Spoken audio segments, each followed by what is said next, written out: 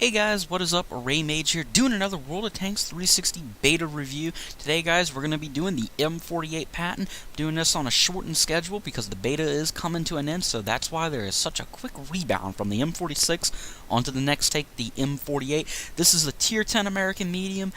This is the reward you get for grinding through the M46, and, it is really, for the most part, a improvement. It's a very good tank. If you read up on it, you think, well, it's probably a setback in many areas. You probably think it's a mixed bag. It's not a bad tank. This is a good Tier 10 medium tank. It's just you have to remember you play it a little bit differently than the M46. Let's go ahead and look at the packages. There isn't much to talk about. Now, I know when everybody gets this tank, they're probably going to shit a brick at first, and they're probably going to even have a rage-inducing moment, because you're going to see that 90mm gun, and you're going to think, really? I got to start back at a 90mm and use this thing at Tier 10? Don't sweat it, don't worry, it's just a novelty thing, because the very first package, the M48A1 package, is for free, so it's not, you don't have to do a grind, you at least get a usable gun. And the gun is actually the same gun. The T5 E1M2 is the same gun used on the M46 Patton.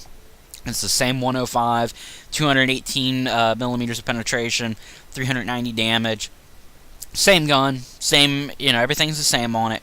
Obviously, you do have a different engine, 810 horsepower. You do have a 50 traverse speed with your tracks, and there is your turret, 420 meters of view range, and you do have a higher traverse, I believe, 40, and you can see your turret armor. I might add, with this tank, you can go back to doing hull down more efficiently. The turret is very bouncy. You do have a nice thick gun mantlet, not wide, but you can rely on it. I've taken shots at people in my E50M when they try to go hull down against me, and I can't really pin that gun mantlet. Not unless maybe I have a premium, but I've yet to test that. You will have to be careful with that commander's cupola, that hatch that's sitting up on the top end. People aim for that regularly. It's like with British tank destroyers, people aim for them. Now, you do have to do somewhat of a grind on the M48, and this is what you're grinding for. And it's not a very steep grind at all. It's a minor grind. It's nothing. I can't remember the XP cost and the silver off the top of my head, but it's nothing. It's a small grind. I only had to do a few games, really, and I was able to get this. The only thing that changes when you go over to the when you finally get to the final upgrade is your main gun, and the main gun is an improvement over the M46's 105. You can see here 268 millimeters of penetration, 390 damage. Not the same in terms of damage output, but the penetration is everything, and the accuracy. Look at the accuracy in comparison to the M46. It is incredible. Now, everything else stays the same, so for the most part on this tank, the only thing that's changing is the gun, and that's really all you want. The thing I think about most when playing the M48 is it is a bigger tank than the M46. You can see here in size comparison, it's just slightly bigger, and of course with that commander's hatch, that makes it a big target. Everybody aims for that. But the M48, it is improved in some areas. It does have some thicker armor, and if you look at the hull, that front hull, it's a little bit more bouncy. M46, not so much. I mean, you could get some bounces in the M46, but not as much in the M48, and as you can see there, the turret is pretty rounded. You can get some goofy, angles and bounces on people, so it is very doable. Alright guys, I'm going to go ahead and switch to some gameplay. Be patient, I will be back.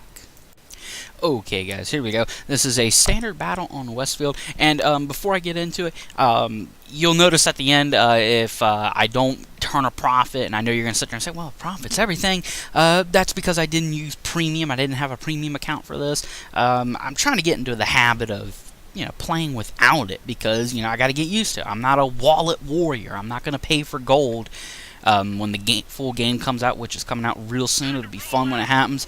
Typically, you're going to lose money anyways when you play Tier 10. Just statistically and on average, you're going to. Tier 10 is just something you have fun with. Anyways, guys, onto the M48 Patton. This was I believe a 4-kill gameplay. I know I did more damage than I received, so this was a solid game on my part. Now, when you play the M48 Patton, the thing you need to remember, this is not a tank you can necessarily stand your ground and beat other tanks to death with it because of its armor. If you're like me and you were spoiled by the E50M and you were used to playing the E50M before you got the M48, you're going to be spoiled by it. And you're going to have a tough time playing this tank more effectively. And there's almost a learning curve you have to get used to when playing the M48. I talked about how the armor was a little bit more bouncier compared to the M46. It is more bouncier, and you will get your bounces. You're gonna do fine doing that. You just have to stick the hull down. And in situations like I am right here, the M48 is kind of almost like a fish out of water.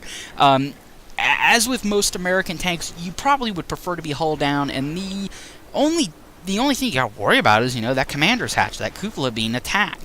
That's it. Otherwise, the M48 is it's a tough nut to crack when it's hull down. And, some would say, well, everybody targets it. It's easier said than done. I've taken shots at M48s and my E50M aiming for that hatch. They're not exactly going to sit there, stand still, and let me hit them. It's just not going to be an easy shot, necessarily. It does sound easy, but it ain't as easy as you think. Now, with that said, you are going to be in matches where you're not going to have the rough terrain. You're not going to be able to take advantage of going hull down, and you're going to have to be fighting out in the open like this. And this is where the M48 makes up for it. It is a guerrilla warfare kind of tank. It is a tank you pop out, you take shots, you make a lot of pop shots at enemy tanks, you do hit and run style tactics. That is how I find the M48 to be the most effective. And you can see just how quick this tank turns. It turns so darn fast in one solid spot. And you see here, I'm just sort of sizing up this M103 and this Pershing. I'm just being careful. And the thing to remember with this tank, as I said, it's a guerrilla warfare kind of tank. And you take full advantage of your mobility and your ability to accelerate quicker than the E50M. And it is quicker accelerating than the E50M. You're not going to have the top speed, but you do have the acceleration on the E50M. You don't really notice the E50M's top speed until you get to downhill or more open terrain. This tank is just very good on the move and through terrain. It just accelerates so well. And you see right there, I got a bounce on that M103. I don't know if maybe he has the 105. I got popped by an enemy 103 though up on the hill because my teammates didn't want to push him. Oh no, he was actually at an angle where they couldn't hit him, but still, it was a spot where I got myself into it, and I got punished for it. And I'm just sitting here, and as I was talking about, this is a tank where any tank is dangerous in a pack. It is dangerous in groups. Every tank is dangerous in a pack. But the M48 is the ultimate pack hunter. It is the ultimate pack tank. It is deadlier in groups. And I've had guys in M48s, I almost have to take note from how they play. Many times where I get killed by an M48, it's because they are with their teammates. They are all bunched up, they're waiting on you, and you can take full advantage with the fact that you're going to have friendly teammates taking shots. The enemy fire is going to be spread out a little bit more. Not everybody's going to be concentrating on you. The M48, with its combination of good acceleration and its ability to just turn so rapidly, so quickly, that you can almost back in and out of fights. And you see here, the high penetrating gun of the M48, it's enough to punch through the lower plate consistently of a M103. It's very capable. As I was talking about, this tank is just so agile and quick. And its agility, I can't say enough about the agility. Its ability to turn in one single spot so quickly makes it so darn good that it's just dangerous, and it's almost best you have teammates with you. Now you see here, I'm pushing down, and I'm looking at this E100, and I know he's pushing my teammate. I can run up, pop him in the back, and it's a quick reloading gun. Just look at the reload speed. That's a lot quicker than my E50M. I do take I think I try another cheeky shot, but it doesn't go over too well. Yeah, here we go. Bounce. His tracks ate it. That's wonderful. Now this British Death Star, the 183 is pushing me, and I know I'm one shot. Bounce a shot off the side of my turret amazingly. I don't know what it was, but it was pretty amusing. Now I do get whacked there. I think my tracks ate the shot, fortunately. And you can bounce a few shots. Now see here, I know the 183 fired his shot. I pop up, blast him on the side, and now I'm just sizing up this E100, and I'm thinking what I can do. I'm thinking I have enough hit points that I can take a hit. Now, I don't know that my teammate in that E75 off to my left, I don't know that he's so focused on this T29 and other tank destroyer. Now, watch the accuracy. I whack that T29 now. I don't get the kill, but in an M46, that would not have been doable. That would have been a flip of a coin if I was going to hit him. M48, the M68 105, that British main gun. Fun little fact, this was the same main gun used on the M1A1 Abrams when it first entered service, and I believe it's the same gun.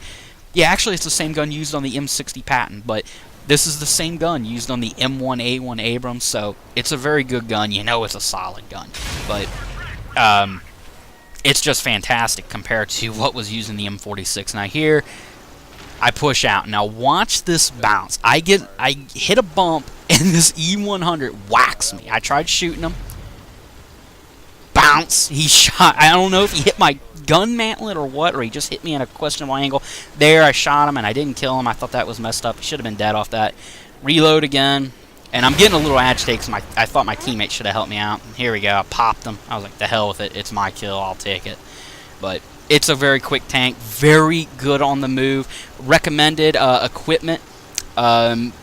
Medium caliber gun rammer. I just think that's a solid choice. I mean, quicker reload, the better. You could consider camouflage netting. Even though this is a bigger tank, you still are going to have better camouflage values than the E50M. Coated optics, I feel, are a must. Either that or the telescoping sight, whichever you feel is the best and better option for you and your play style. But you have to have one of those two on this tank. You just make it that much better. It's just a solid tank all around. Just remember, you pop out and you play guerrilla warfare style of play. You pop out and blast people. Alright guys, this gameplay's coming to an end. I will catch you guys later. Hopefully the next time you see me doing a commentary, it will be when the full game is out. It is right around the corner. I'll catch you guys later. Peace out.